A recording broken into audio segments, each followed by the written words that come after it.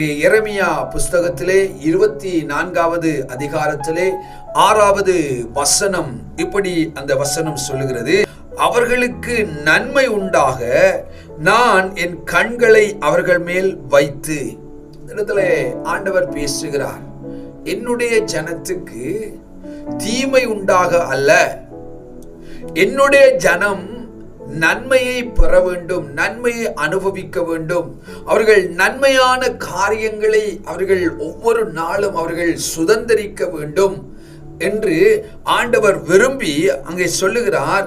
என்னுடைய கண்களை நான் அவர்கள் மேலே வைத்து. அவருடைய கண்கள், கர்த்தாதி கர்த்தர் சர்வ வல்லமை உள்ள தேவன் அவருடைய கண்களை அவருடைய ஜனத்தின் மேலே வைத்து அவர் கவனிக்கிறார். அவருடைய ஜனத்தை அவர் கண்காணிக்கிறார். எதற்கு? அவர்களுக்கு நன்மை உண்டாக வேணும் என்பதற்காக.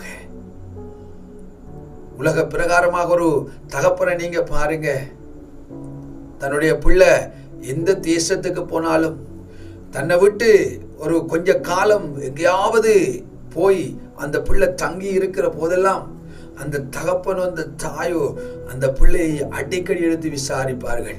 இதை போலதான் உங்களையும் என்னையும் உண்டாக்கின தேவன் அவர் உங்களுடைய வாழ்விலே அவர் நன்மை செய்யும்படியாக அவருடைய கண்ணை உங்கள் மேலே வைத்திருக்கிறார்.